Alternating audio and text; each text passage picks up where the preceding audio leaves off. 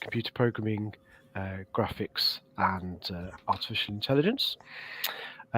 So with Professor Chris Headleand. Chris is our head of department, and he specialises in student engagement, for which he has a national teaching fellowship, virtual reality, visualization, and serious games.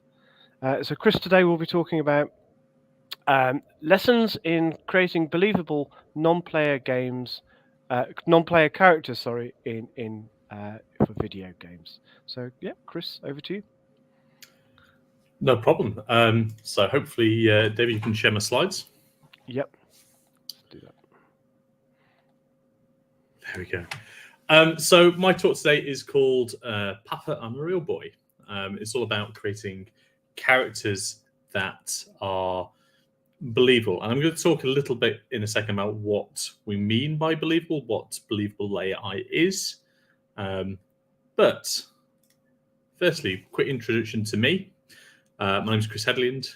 I'm the head of the Games Development Department. I'm a professor of digital innovation. I have a PhD in computer science.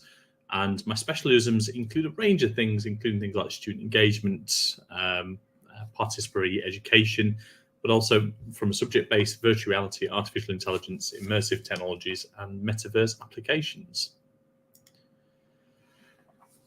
So the goal of believable AI, as I've mentioned here, is to get characters that act convincing within the context and narrative that those behaviors are presented. So what that basically means is that we can accept their behavior. We look at them and we don't think it's inherently weird, inherently strange. We look at what they do and say, I can believe this within this world. And obviously, that changes wildly depending on the world that is being presented, what the character is, and what we might accept from one character might be different to what we'd accept from another character. If you think about how things work on your daily lives, there are behaviors that you might expect from one person that you would not expect from another. So there's narrative engagement there, and it's how we, I suppose, empathize with these characters. And that leaves us to a common question about believable AI. So is believable and realistic the same thing? Well, no, effectively, but they're very, very closely linked. So realistic typically means that there is a specific real-world analog that we can compare to. So by real-world analog, we mean there is this thing that we're saying is believable. There's a real thing in the world that we can compare it to. We can say, yes, this is inherently realistic. However, that doesn't work for all creatures. So consider for now you are creating behaviors for a troll or a goblin or a griffin or a three-headed dog. There aren't behaviors there that we can really compare to. And we see this a lot in zombie films, for example. For anybody who's a fan of the zombie film genre, typically we see two types of zombie. We see what we call the slow zombie, the lumbering, kind of wanders through the world, trying to eat as many brains as it can. And we also see what we call the fast zombie. So something that's a bit more aggressive, something that seems still relatively in control of its body. Both of those we accept as, again, depending on the film, depending on the TV show, both of those can be accepted as realistic, although they're wildly different.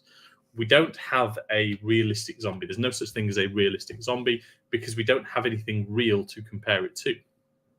But we can have believable zombies, and that will often depend largely on the narrative, the structure, the story that they've built up to justify those behaviors.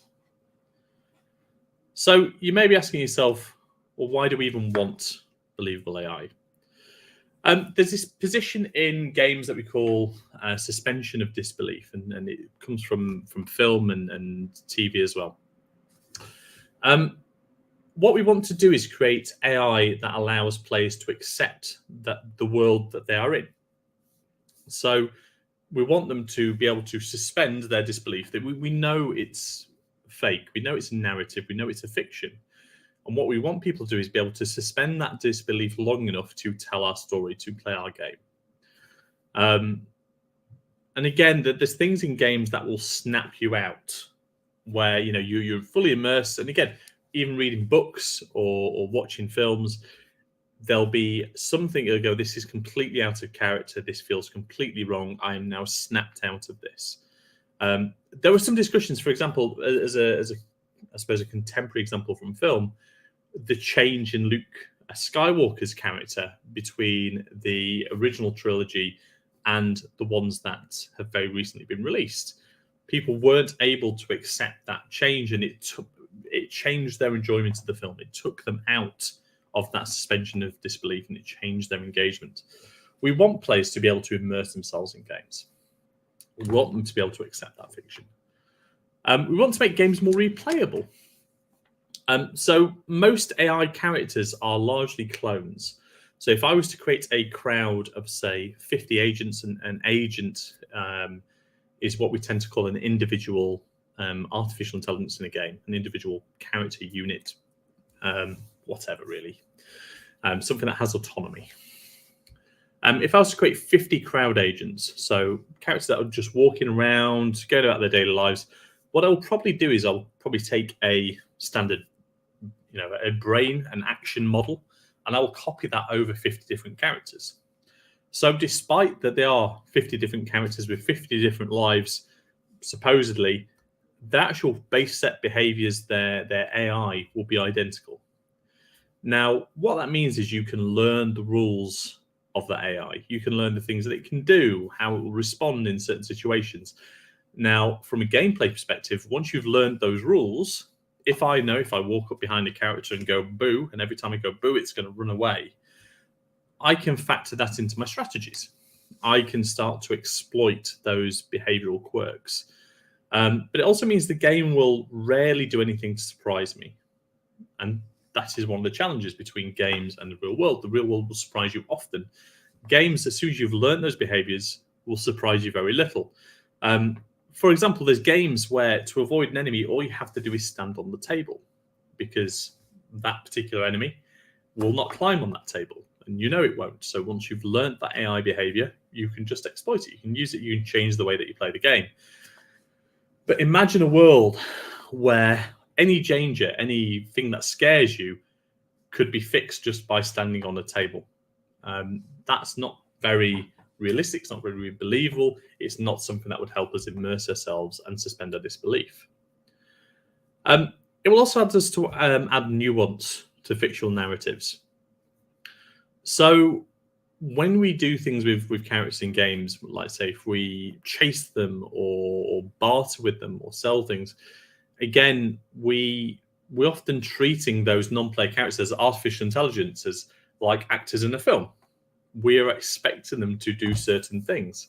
But as I've mentioned here, NPCs often lack the emotional depth or the emotional presentation, the ability to project believable behaviors as our great actors and actresses. Nicolas Cage, Paris Hilton, Tommy Wiseau. The real greats of acting. So without that, we lack that nuance. We lack that immersion. We lack that acting that can make a game feel less like something that we're just moving our way through, and more like something we're participating in, and more like a world that we have entered. It can also make simulations more useful. Something that we don't talk a lot about in games is how much games technologies are used in other spaces. So, for example, we tend to use things like games environments as a way of running training in areas that might be dangerous. We tend to use them for practice. And one of the real benefits of using games is we can create this safe narrative. But fundamentally, in the real world, let's say, for example, we were creating a simulation to help the training of paramedics and ambulance, projects I've been involved in the past. Now, every situation you will go to will be determined in parts by the personalities of the people that you are treating. that you're engaging, how they're going to respond to you, how they're going to work with you, what they are going to do in that particular environment. Now, if you know your AIs, if you know when you tend to them, when you try and treat them, that they're going to respond in a certain way, that is how you will train, and that's what you will start learning. That this is the normal, this is as nuanced as it gets. But that usually isn't the case. Now, some of you might be aware of the Turing Test. Now, the Turing Test was created by the fantastic Alan Turing. If you've not heard of Alan Turing, just go for a read about him. He really is one of the fathers of artificial intelligence and computer science as a whole. And if you haven't heard of Alan Turing, a really good place to start is the Imitation Game film, which is a somewhat fictionalized narrative of portraying his life. Alan Turing, in a paper, posited this idea of a test, and it was effectively a thought experiment to describe, can a computer think? What are the circumstances behind a computer being able to think, and how would we actually establish whether it is thinking? Now, Turing compared and described a common kind of Victorian parlour game where you effectively send messages backwards and forwards between a room, and you try and figure out who is the person writing the message based on what they're saying. Now, in the Turing test, you're effectively corresponding between one of two agents. Okay, you a real person and a robot. Now, if you can't tell the difference between the two, if you it's effectively random noise, I don't know if this is a robot, I don't know if this is a person, then the robot is felt to have passed the Turing test. Now, this is a massively misquoted test. It is not in itself a test of intelligence. It's a test where almost whether a robot can imitate, hence the imitation game. Can a robot imitate a human? No, indeed. An AI can do many things far better than we can as humans. And Turing actually posits this as well, and arguably talks about the idea of believability in this original paper. Notably, they mention a good test to see if you're talking to a person or a computer is to posit a complicated maths question. So what is the square root of 6,847,000? Now, a robot, an AI, will be able to come back with an answer very, very quickly. A human, if they're able to do that at all, will take a lot longer. They'll need to think about it. They'll need to work it out. And Turing actually starts mentioning that if a robot, an AI, wants to better convince a human auditor that it is human, that it is thinking, then it should add this idea of artificial stupidity. It should delay its response. It should purposely make mistakes. And if it does those things, that maybe its answers will be more convincing. It will be more believable. Now, this introduction of this idea of artificial stupidity is something we use in games all the time. What a lot of people don't realize, when we play a game, often the developer has purposely gone out of their way to make that AI dumbed down, to make it less optimized, to make it less, often in some ways, perfect. If we consider, for example, a shooting game, first-person shooting game. Now, an AI can aim with absolute pinpoint accuracy. They can go straight to the point, and they can do it in a fraction of a second. In something that would take a human, because of the fact when we move our mouse around, our hand shakes, we don't have pixel level detail. We're working with a reduced, effectively I suppose, a blander sensory range and less, for that very specific task, less processing capacity. Now, we will often do things like variance in aiming. So when you aim on target, the target will move to make the game more playable, because ultimately, if the AI was perfect, if it was that accurate, it would become quite difficult and quite unpleasant to play. And that idea of artificial stupidity fundamentally comes from Turing and this idea of the Turing Test. And that idea of artificial stupidity has been effectively our foundation of believability. But it is not enough just to make an AI act stupid. And this leads us to several challenges. So how do we create something that is believable where there isn't a real world reference to compare it to? How do we create a believable goblin or a believable zombie? What do we expect? How do we create a believable vampire?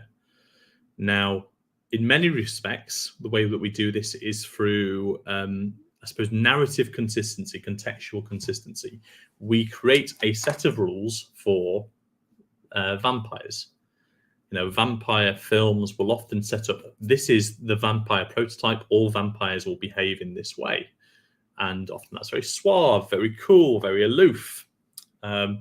And zombies will all behave in this way, and that has a set of rules. And werewolves will all behave in this way, and that has a set of rules. But it is a challenge. And again, if you have a set of rules for a set of characters, that can potentially limit the nuance of those behaviors that you have available to you. And that leads us to the second challenge. How do you recreate the unpredictability of free will without creating something that looks random? Now, people often do things that surprise you. I've probably been surprised by people 3 or 4 times today already. Now, at no point have I gone, that behavior is completely unbelievable. Maybe. But on the whole, their behavior is still acceptable within the rules I know about that person. And it doesn't look like random. People don't run by random chance. They don't just roll dice or toss a coin whenever they make a decision. But again, often when we're creating games-based AI, we do what's called a coin flip decision making. So we'll have what we call a state machine. And if there's 2 options, we'll often effectively roll the dice and say, we're going to do this so many times, and we're going to do this so many times. That can create something that looks random and, again, unbelievable, but also kind of predictable once you know those rules. And that creates another question, at least another one itself. How do you make the unbelievable behavior seem believable in that context? And again, this is another narrative question. Supervillains. And again, the whole purpose really in many cases of a supervillain is to create something that feels like it could happen. This doesn't, if somebody's completely unbelievable, they lose that kind of villainous edge. So we want to keep them feeling believable despite the fact that their behavior goes completely against that real world analog that we know. But the big problem from a computer science perspective is how do we do this for lots of characters running in parallel? One of the big advantages to having a cloned brain is effectively we can do that lots and lots and lots and lots and lots without massively increasing the computation or the processing or the overheads on the game or the computer. If you had to store a different neural net or artificial intelligence for every single character that you were using in your game, that could very quickly become overburdensome. And fundamentally in games, we only have a certain amount of space to play. We have the effective the size of game that people are willing to install on their computer. Ways that we have, for example, ways that we have generated, use artificial intelligence to generate behaviors that are things like genetic algorithms. If you're not aware of genetic algorithms, don't really worry, it doesn't matter too much, but effectively the way that a genetic algorithm does it is tries to evolve a behavior over time. Now, that can lead to a lot of dead-end behaviors that aren't really used very often, that effectively taking up space in memory, taking up space in process, but never actually used. In the same way that other methods, you've got very big state machines and things like that, which can become slightly problematic from an optimization perspective. Now, the way I've approached this in the past is through a tool called Affective States Modeling. It's something that I worked on quite a lot during my PhD. An affective state is probably easily thought of as an emotion, a feeling. It's something within your affective process. And we usually describe this along three dimensions, often called the VADMOL. Valence, which is effectively the pleasantness of a situation. How pleasant, and again, these all relate to kind of chemical processes that are released. Arousal, for example, often relates to things like adrenaline. So it's something positive arousal or low arousal, and dominance. So how dominant are we feeling by the situation? So, for example, something could have negative valence, high arousal, and low dominance. So we might consider that the flight response, if you've heard of the fight or flight response. So low valence, so it's an unpleasant situation. High arousal, adrenaline is pumping, but we have low dominance, so we're going to run away. Now, if you flip that dominance to positive or high dominance, then that might be the fight response. So there's more into it than that, but that's often how we do it. Now, I've simplified this to 2 dimensions for this particular talk. So we have valence across the middle and arousal down the center. So the X and the Y. I'm only using these 2 because it's a lot easier to visualize 2 dimensions than it is the 3. But it's also worth remembering that as games developers, we are not limited by psychology. We are not limited by chemical processes in the brain. We can actually have whatever dimensions we want. I've done a lot of experiments with this where I've been modeling other animals. I've used things like hunger as a spectrum because that's worked for the particular model that I've been trying to do. And it's been allowing me to create believable characters without really having to limit myself to these ideas. And you can have multiple dimensions as well. So again, from a visualization perspective, 2 is very easy. 3 is possible, but a bit challenging. Visualizing 4 dimensions is obviously impossible from this perspective. But again, you can have n dimensions in an affective states model. So 20, 30, all straightforward. Now, at the moment, the green dot is me. I would say that I'm relatively high arousal, but public speaking, it can stress me out a little bit. So I'm relatively low valence, so I'm a little bit fearful. I'm potentially feeling stressed. I'm not, but it's a good descriptor to explain it. And I'm really hoping that you are not feeling bored. So you have low arousal and low valence. You're feeling no real connection to this, and you're not following. I'm hoping this isn't the case, but again, 2 characters, me and you watching, we can have very, very different affective states, and we can describe that within this model. So if you use this method to create a character, now I've created a character here. This is Bob. This is Bob the soldier, and he's going to be a troop in a game we're going to develop. He's not a clone. He has his own personality, his own rich backstory, and his personality experience will impact how he behaves. And again, I'm keep drawing comparisons to film because I think film really leads the way in believability. The way that actors and present, and not just film, acting as a whole leads the way in believability. You go to a pantomime, for example, the characters may be acting ridiculous, but we accept their narrative. We suspend our disbelief in that moment. But if you think of a film with some soldiers, there'll be a load of different personality archetypes. And again, there's loads of research on the tropes that exist there. The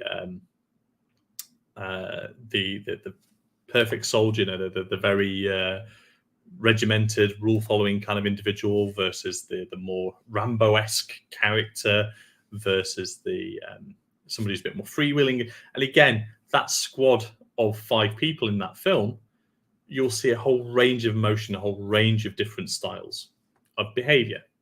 But they're all soldiers. They're not clones of each other. Now, I've modeled out Bob's brain, what Bob's brain looks like.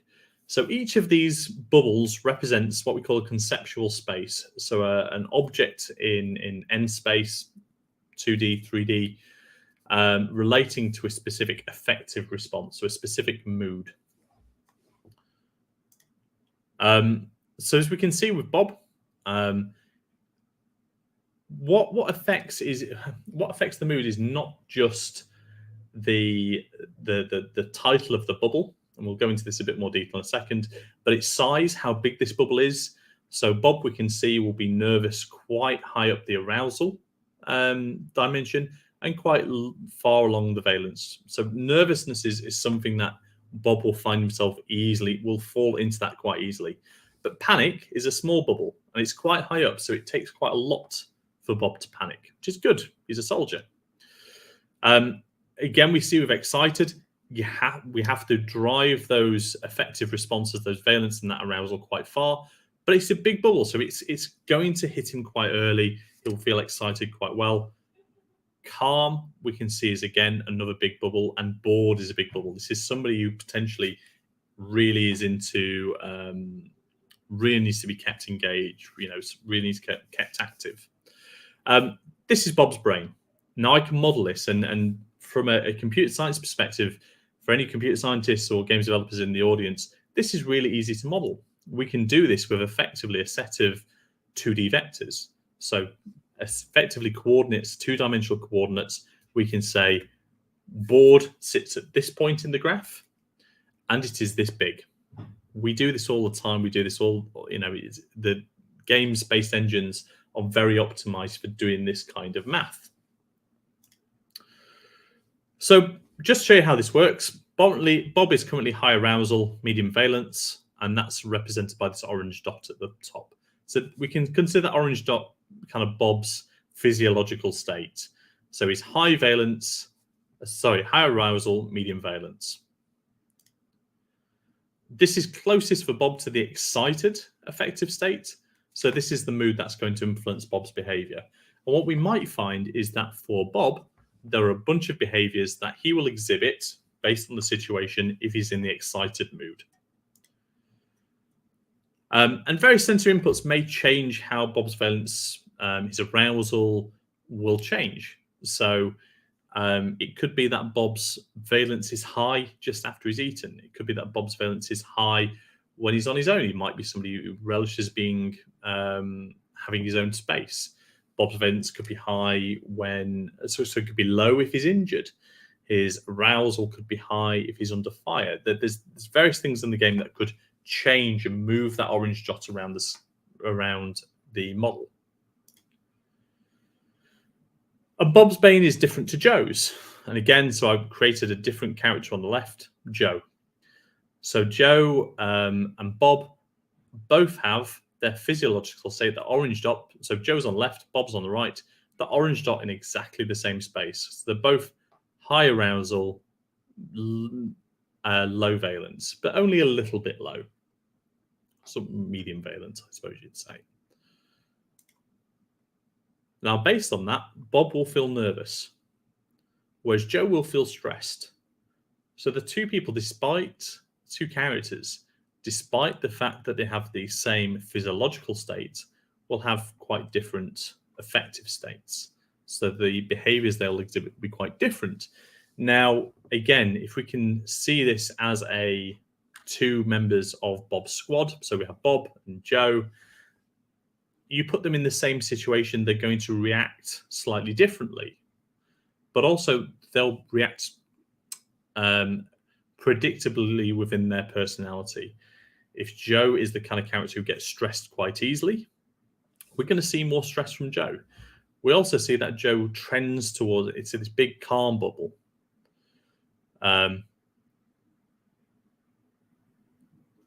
We see this big calm bubble. So effectively, we know that Joe will trend towards calm quite easily. But this is too simple. There's lots of factors which could impact Bob's current state. I want to talk about some. Now, again, in the previous slide, this one, we talk about Joe and Bob on their own. But typically, our affective states are influenced by a whole range of factors beyond just our physiological state. So let's start by thinking Bob is part of a team. There's other soldiers in his squad. What we now need to do is consider some level of group mentality. People around Bob may impact the mood he projects into the world, even if that isn't exactly how he feels at that moment. And again, the best example I can think of this is if you're feeling stressed, sometimes being around people who are calm can help you feel calm. Now, group behavior is usually included in behavioral models.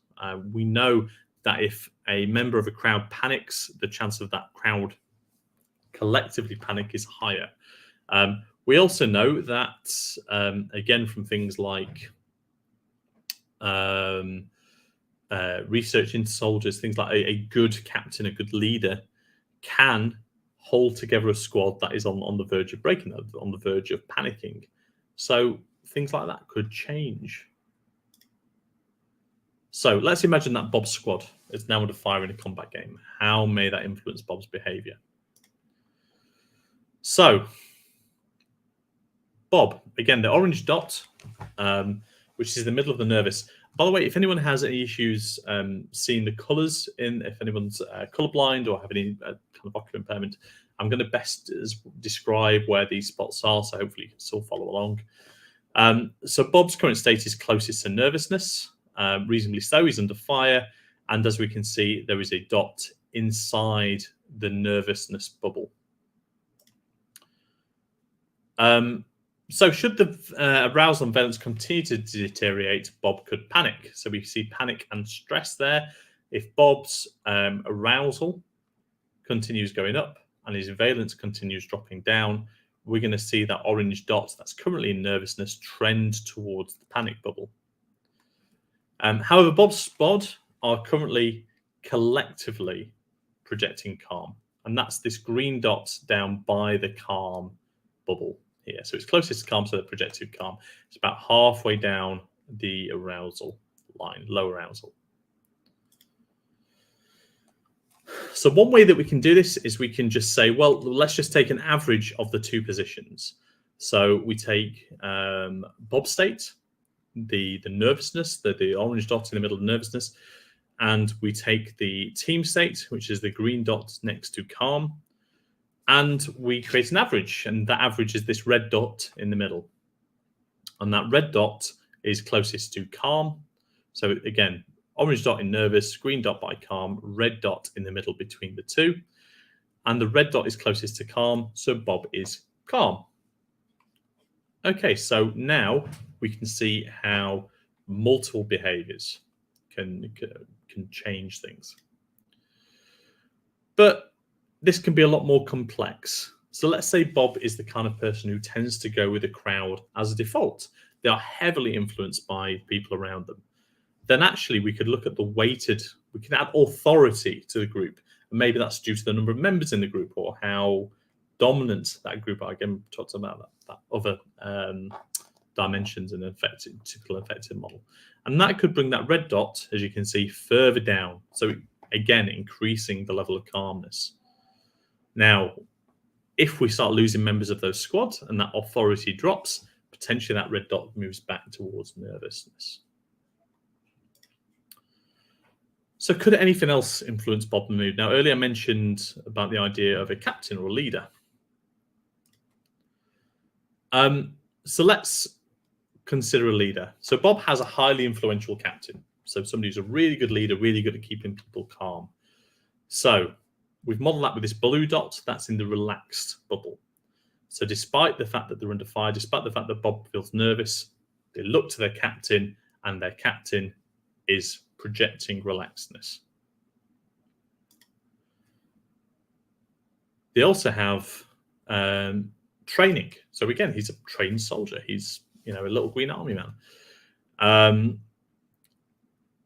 And that training has taught him to stay calm in these situations. So we've just modeled that as well. And that dot there, that yellow dot inside the calm bubble is Bob's training. Now, people often in stressful situations will talk about their training taking over, the fact that they shut down, they kind of ignored their natural affective response and they followed their training. So again, we can include this. Now, if we combine that with the group behavior, which is that green dot halfway down the arousal line again, if we take the average of all four, we end up with the red dots. That's between the green and the yellow. Now, this is now where Bob is feeling. Bob is now very chill, and there's a lot of forces pulling him into that calm space. So he's going to respond very sensibly in those engagements. So we can think of, so I've talked about averages, but I often find an easier way to think about this is gravities. So you can imagine these different things that influence Bob's behaviors. We have his physiological state, the orange dot in nervous, the training, the yellow dot in the middle of calm, the group authority, which is this green dot next to calm, halfway down the arousal line, and his leader, which is this blue dot inside the relax. I often think of these as objects with mass and that have a gravity, and then actually that projected affective model will be the center of that gravity. Now, if we think of them as having mass, they can have different weights. So what I've shown here is potentially how Bob actually thinks. So let's say, for example, he dislikes his squads and he ignores them whenever possible. So that dot gets relatively little weight. It gets relatively little pull. And he has a lot of respect for his captain. And that gives a big dot. And actually, by the looks of it, trusts his captain more than he trusts his own judgment. So we can see that red dot moving in this direction. And again, training is something that he relies on. So again, we can see that as having quite a big bubble as well. Now, of course, where this can be quite interesting for games, and again, something that we can model, what happens if they lose their captain, if their captain is knocked unconscious, for example? Well, suddenly, the rest of those gravities take control. You remove that from the equation, and suddenly Bob is back trending towards nervous. And this is the real power of this model. We can drop in different influences, different authorities. You could model family members, different types of leaders, senior management. It changes how the behaviors that people select. Now, if they are in a calm state, there'll be certain sorts of behavior, what we call an action selection model within calm. Once we are calm, this is what we're going to do. So that's my talk on believable AI. I'm just going to quickly go through the comments and just see if there's any chats. Any questions. Google and other researchers define AI with very specific personalities. For a dinosaur, are willing to spend belief if we trust a character. So if it has a specific role. Yeah, okay, so potentially. But again, it depends on how that role has been narratively structured. So, for example, if we see, I think most people now know velociraptors in Jurassic Park didn't look that way, weren't that big, but we accept them because they're there. That's how they're structured. That's how they're projected. Now, if we put Barney, the purple dinosaur, into that same world and say, well, Barney is a dinosaur, doing finger paints and teaching children at the same time that this velociraptor is trying to eat one of them, we would probably say that these two things don't fit together. One of these things is not like the other. So yes, there is. We can accept that role, but it depends on the narrative structure behind that role. Has VR and its role in serious games increased the need for research into believable AI? Absolutely. So one thing that we say about virtual realities is that NPCs have what we call a perceptual volume. They suddenly feel like they're more of a physical creature, that we can see them, we can look around them. It's not enough that they're really well rendered, that they are photo real. We now need all the behavioral twitches and ways to respond to, because it needs to be something else, because we're not just watching that world through the window of a monitor, we're now looking at it through the eyes of a person, and that changes the world. But also with virtual reality, again, we're more, research has shown that we're more attuned in VR to these kind of behavioral quirks. David asks, was curious if you had interest in the concept of attenument and how it might relate to some models that you experiment with. Yes, there is some research around this. It's probably a little bit too much to go into here. But yes, there is some stuff out there. That there's been some really interesting work. Just before the pandemic, there was some quite cool papers on that. I've not applied it to the ASM model, but people have done similar, probably slightly more complex but less optimized models, and have looked into that space.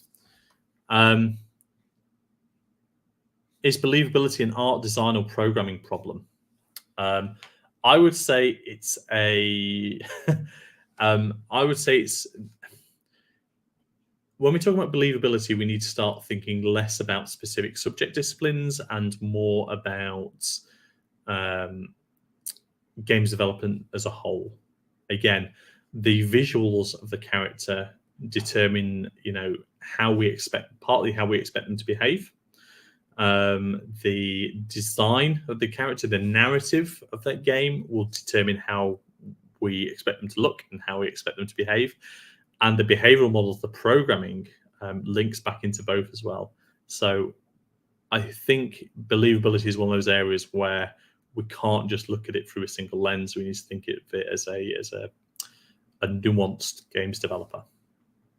How would you design emotions in your model? Are there real-world data sets that can be synthesized? There are. I don't necessarily think that's always that useful or that important.